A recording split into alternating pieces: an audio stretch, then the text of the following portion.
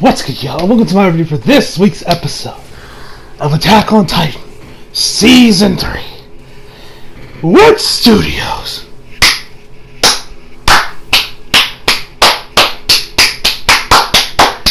Wit Studios, you all done it again. You guys know, if you saw my review for last week's episode where we got a bunch of reveals, you guys know that I said that was my favorite episode of Attack on Titan, period. Well, Wit Studios found a way to top it. It's this week. Yeah, I was not expecting what I expected. I mean, I knew we were going to get some damn good art animation, but the first half of that art animation with Levi and crew, but that second half with Eren and Historia, oh my god, that voice acting and that music, oh,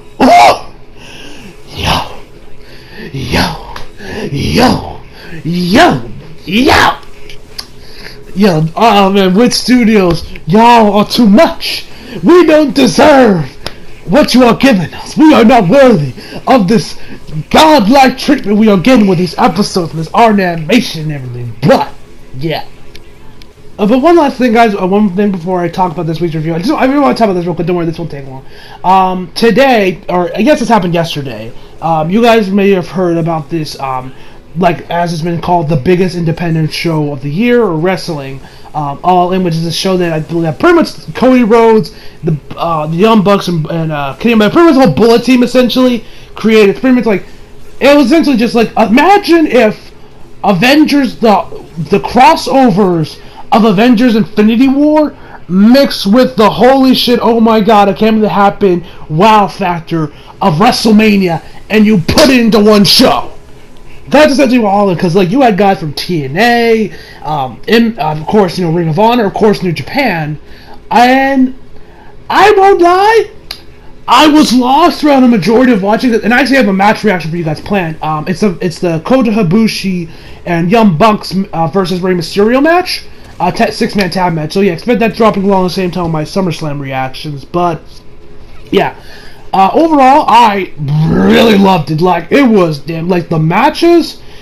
Now sometimes I was confused at how I didn't get any of the stuff that happened with Ring of Honor. There was this one thing with Hangman Page where he killed somebody, but then he has deal with this talking shoe, and this guy where his gimmick is about his dick, and these guys came out with dressed up as dicks, and they took him away, and I was lost. This is for the hardcore fans.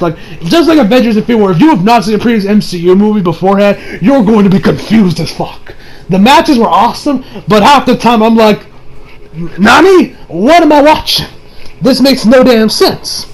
But yeah, and as I talked about, I put it on my Instagram, my story. What did you think of it? My man Eli Moore touted, replied, best independent show ever, worth the wait. WWE's main roster needs to improve if they hope to achieve this. I feel I'm going to respond to this later after I'm done with this review. But I personally feel I mean, granted, I don't watch Ring of Honor and TNA, so like I said, half the time I was lost. But I feel I feel WWE's already reached this kind of level where they had amazing matches with this kind of a scale with WrestleManias in past years, like WrestleMania 30 and WrestleMania 29. In my personal opinion, anyway. Now, granted, WWE main roster it's definitely been, I guess you could definitely say, lacking in these couple years. I'd say this year has been overall really damn good, especially with SmackDown. SmackDown's been fucking killing it lately. But yeah, I just wanted to give that little quick little tap if you guys are curious if I actually watched it. That's all out, and I really did love it. So anyway, let's get to this week's episode of Attack on Titan Season 3. So we start us off. We got Roy Royce. He comes over to his story where he tells a story that's Mike here to say, but your sister is only mostly dead. There's a big difference between mostly dead and all dead. Please open his mouth.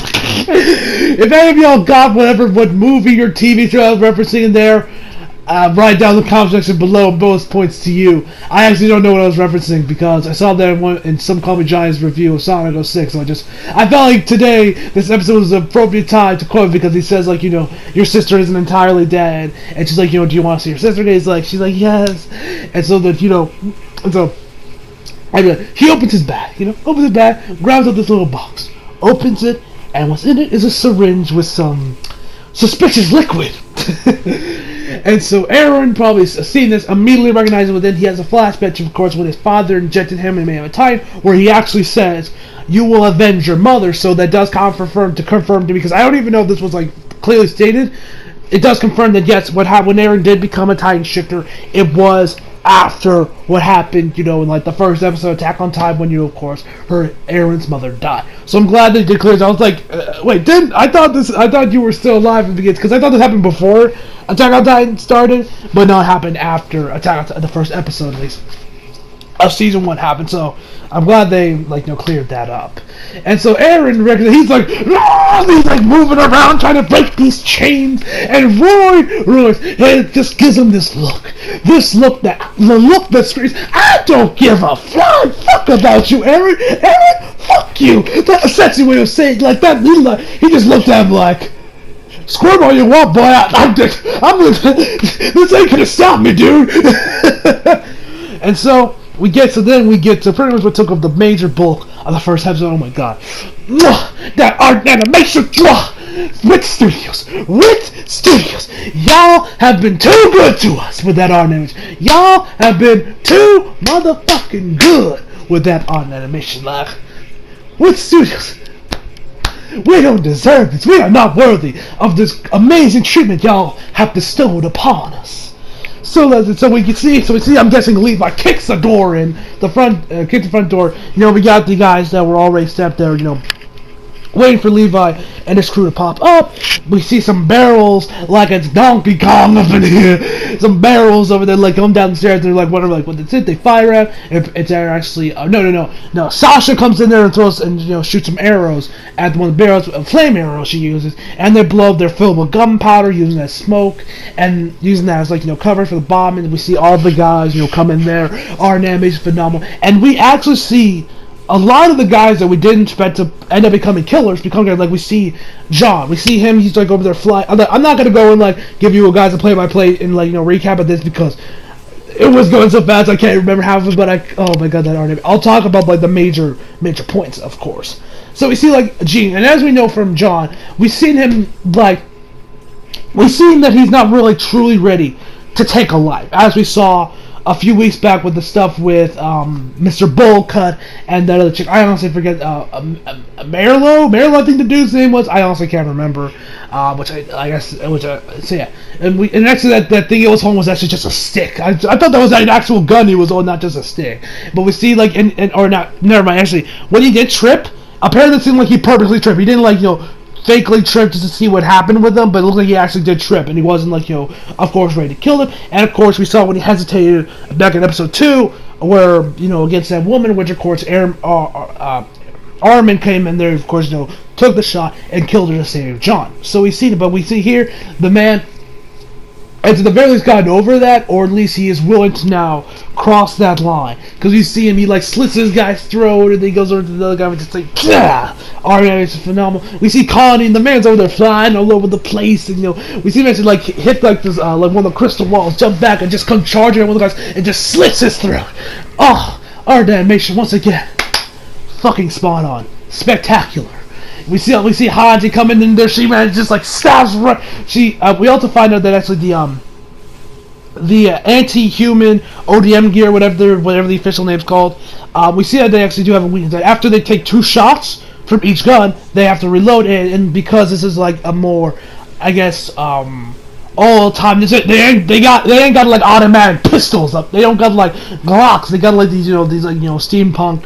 Of course they came up with the whole steampunk. Ancient design. They, of course, muskets back in the day, they take a while to reload. They don't seem like they take that long to reload, because they look like just from Kenny. We see later on when he's taking out Levi, you just got to put the gun in there and just bam. Maybe these guys aren't just as experienced as Kenny, and they just take a little bit longer for the other guys. But anyway, it takes them some time to reload. Which Hanji uses that opportunity to come in there and just slashes throws her sword, thrusts her sword right into somebody. We see blood covering half of her face, covered in glass, and our animation once again spectacular. We see, of course, we see one of the guys trying to get on Hanji, or no, not Hanji. It was I believe it was either Connie or Jean, where we actually see Hanji man, not Hanji. Sasha came in there with like a clutch save with the one arrow straight through the heart. Our dynamics and the music here was also excellent. And then we get to Mikasa. Oh my god, did Mikasa look amazing here. Mikasa looked great. We see her corpse over that. Oh my god, that art animation.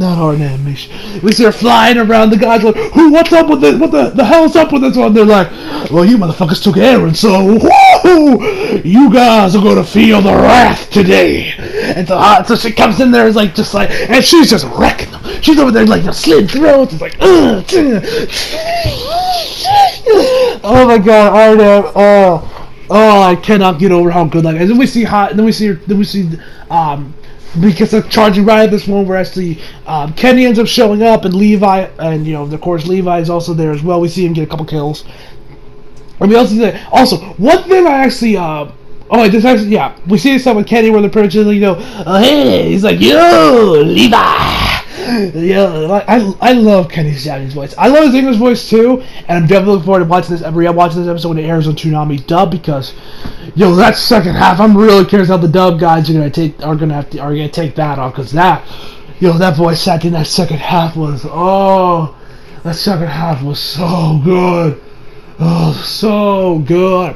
Anyway, back to where I was. We see they're chatting. Of course, you see them flying around trying to Levi, but Levi manages to get a couple good hits in there while they're these guys where they have these clashes with his gun and Levi's sword. Levi manages to get a good hit on him, and where he's like, see you, you bastard. It goes away. He's like, ow, that really hurt. And Levi starts chasing them. We see Mikasa, that other girl, with the main blonde chick that we saw, holding up his glass to see what was going on. We see her chasing her down. We also see Hanji comes up there, tries to help out, but she actually ends up, Mikasa ends up going somewhere else, but she takes over the reins, trying to take her out. She runs out of ammo, but she manages to actually use, and where the woman actually gets kind of creative with this, and I actually kind of like it, where instead where Hanji's like, oh, you ran out of bullets, it's my turn, because as we saw, it takes him a while to reload. But we end up seeing that actually she ends up getting really creative, and next she uses a hook.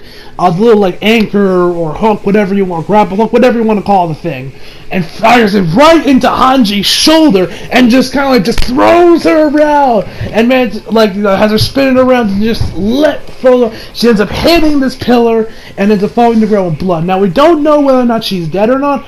I don't think she is, because I'm pretty sure she was actually in the next episode preview. My memory could just be messing with me, but I'm pretty sure she was in the next episode preview. So yeah, but Hanji, she was definitely out for the count. We actually see Levi chasing after them. He ends up getting Kenny and the others manage to get away from the guys. They end up get into this little hole. She tells drop this little net thing they have down there. Where of course now we enter the second half of the episode, which oh my god, the second half. Oh yo. That voice acting and that music. Anyway, so let us begin. So the blonde chick tells Kenny hey, go protect the the event or whatever it was called. She's like, yeah, I'm going there. So then of course Eren there after Eren's still over there being like, no! He's struggling and everything, and Astoria just looks like Eren. Why are you glaring? She looks at him like with this pissed off look. I'm like, yo, Historia, come on. Are you really going to put the blame on everything that happened with Eren's dad on him? Come on, man. It was Eren's dad. It's you got anyone to have beef with him. Killing Eren ain't going to solve any of your problems. I'm just saying. I mean, yeah, Eren's father killed his sister, but not Eren. So I don't know why you looking at him like he killed your sister. When that wasn't the case, but whatever.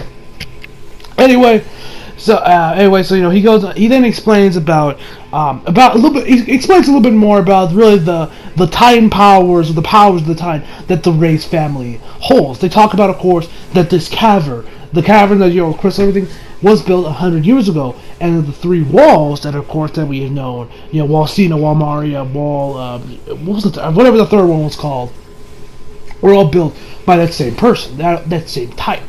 And after all that was said and done, she then, of course, as we found out that she has alternate, so that nobody remembers what went down before, I guess, before a century ago, before, the walls were already there. And then she goes on about how, this power has been passed down through generations, and that Freyda had this, inherited this power when she, of course, became a Titan Shifter, and, that she had to eat her uncle to inherit the power and the memories that held within the original, I guess you would say, founding Titan, or the original Titan that created the walls and this cavern.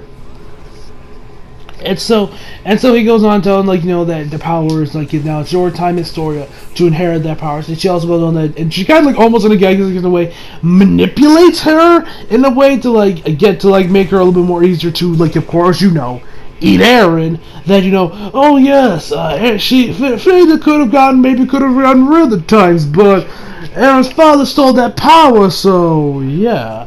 And he also talks about how, well, yes, Eren does have the powers that Freyda has, that her father stole.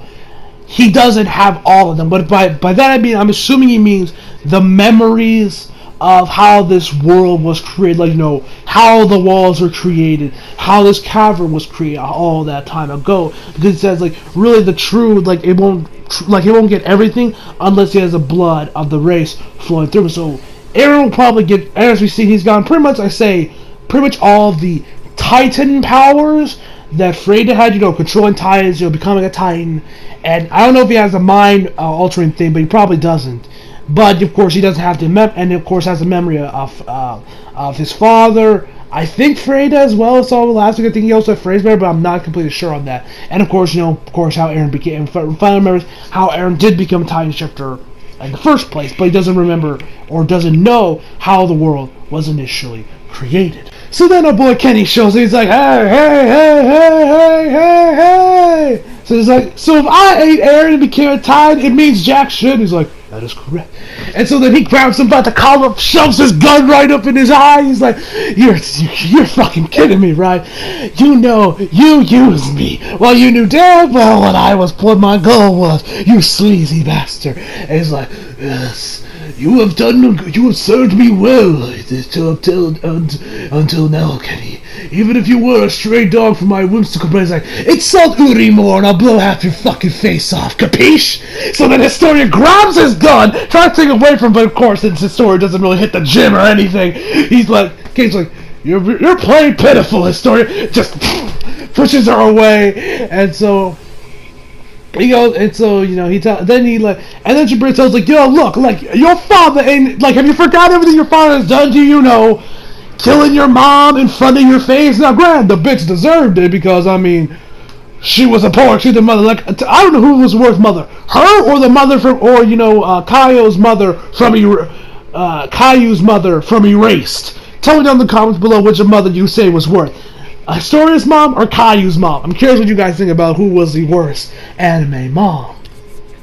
And anyway, so then he then he opens his mouth and just I don't know, just moves his knife around. But I don't know if he cut it, because we see blood coming out of his mouth. So I don't know if he cut his tongue or anything, but he just kind of moves it between his teeth. I don't know what exactly he was doing, but he sounds he never wanted to become a Titan, so he just made his brothers and his brothers and daughters do it and stay. He's like, Historia, I must not become a Titan. Do not listen to anybody else says. All right. He's like.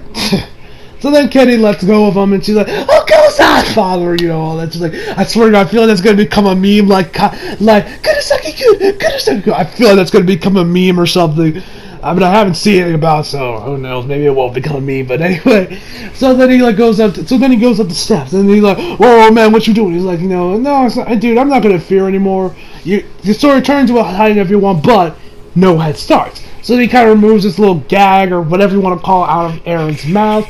And then he just proceeds to cut his forehead. And then blood drips down his face, covering his, his eyes, all, the front half of his face. And he's and he says, it will be a battle to the death when your Titan forms. If Historia wins, you have your peace. If Eren wins, well, then we stay in the same shithole we were already in.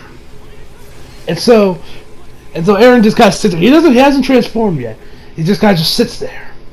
And it's like, all right, I need to get out of here. So Kenny takes it, and then we got Story. She's like, has the syringe right by her, and he also goes, and then, before that, then we got, then Attack on Titan becomes Attack on Titan. How we know it, the camera starts shaking. You got the on the you got the little blur effect on the sides.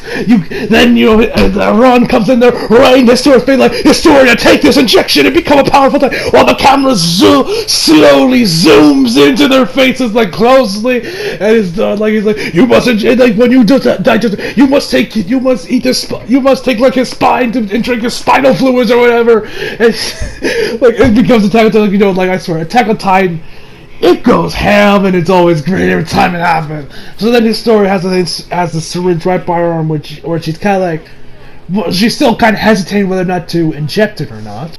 So then his story knows that Eren still hasn't transformed. He's still just chilling there, with the blood running down his face. He's just sitting there. His story is like, Eren, why haven't you transformed, man? You know, if I inject this into me, I'm going to eat you. And oh my god, the voice acting here. The voice acting from Eren's Daddy's voice actor. For the love of God, get this man a raise. This man deserves a raise after this episode. Which studios, you better have given this man a raise. Because, oh my god, was the voice acting here phenomenal. Like, the dub, I cannot wait to see this episode dubbed. Because, oh my god. Because like I said, I prefer the dub over the sub, but this scene, I'm curious how the English guys are going to take, or how, Eren's English voice actor is going to take, because, this man got his work cut out for him. Man, I'm so hyped to see this episode dubbed. This episode's going to be amazing. I cannot wait to see it on Toonami. Anyway, back to this.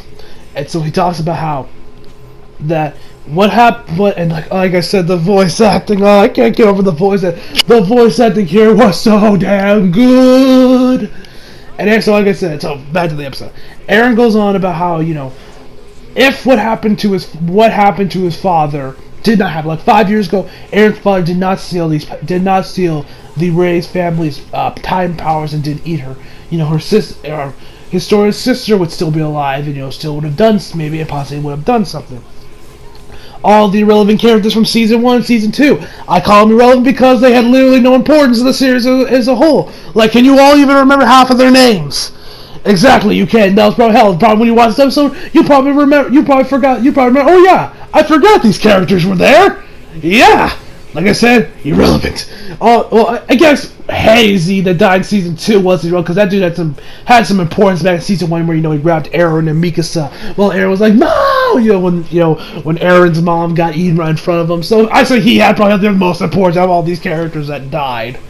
And so it's like, it kind of reminded me of the scene in, like, the Goku Black arc in Dragon Ball Super where, Zamasu was telling Future Trunks, like, yo, man, if about the butterfly thing, like, if you didn't do what you did back in the Android Saga, Goku would have died, Goku Black would have never been created, Zamasu would have become, this guy that hates humanity and wants to rule over them with Project Zero Mortals, and essentially they wouldn't be in the shit show that they are now, essentially.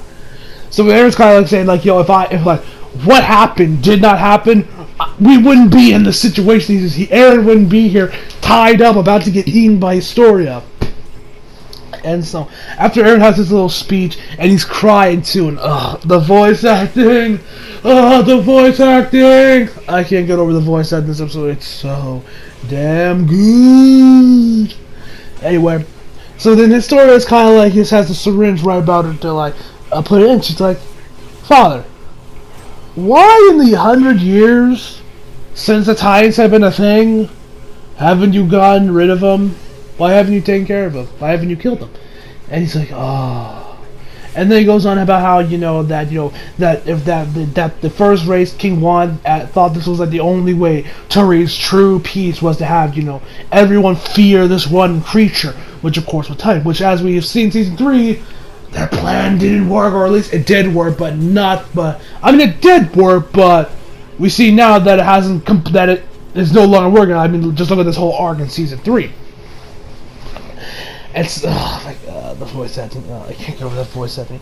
And so that even like he even stated like when he was younger, him and his brother went to his father and begged and pleaded, liberate humanity, free them from this this hell that they're living in, free them from this. And he's like, and so then when his brother, when it was his brother turned to inherit the Titan powers, and he saw looked in his eyes, he knew what he had to do. He knew what it meant, which was that I'm assuming the Titans. I could be wrong on this. It could just be referring to it as the way that we know in biblical text, that this omnipotent being is of course God. It kind of comes off that he views Titans as like God, like legit God, or maybe you're not referring to God in the biblical text that we know from heaven, hell, and all that good shit. He goes on about that, and then he grabs a syringe, and then it's about his story is you gotta do, and then his story is and then the story remembers something Ymir told us back in season 2, where she said, it's I have no right to tell you how to live your life. So this is more of a little bit more of a hope for you to do, live the life you want to. And then that OST hits it into high gear. Oh my god, the OST, that OST. Somebody please tell me the song that was in that scene, because oh my god, is it I need to know what it is so I can listen to it in its full capacity, because oh my god, the OST in here was fucking phenomenal. Oh my god, I love that song. That song was so good. Anyway, she just so then right about to put it in her, it just sort of swipes it, slaps it out of it, and cracks to the ground, and then she grabs her father by the collar and throws him down to the ground, and she's like, God, please, this is the only reason for you to have to give you a reason, and now to manipulate him. She's like, fuck that shit, and then takes the back and runs over that OST, that OST. I can't get over that OST. She runs out there, and then she grabs the keys out and unties, unlocks all the locks for it to get Eren out. And Eren, of course, being him being pretty much suicidal at this point. He's like, Historia, what are you doing? Eat me, I have no right to live. I keep living, they'll keep suffering. And Historia's like, boy, shut up, you crybaby. Hits him in the head, and she just goes into a fucking wreck. Historia was such a badass in this episode. I got you. Historia's gone up in the ranks as my favorite Attack on Titan. I was like, oh my god, this episode was Historia's episode. Yo, was she awesome in this week's episode. Oh! So she so then she goes on a rant about how Eren's idea if you want to eliminate all the Titans was who got time for that shit, and that I am I am the biggest and I'm public enemy #1 for the human race. I'm starting to hate y'all fuckers.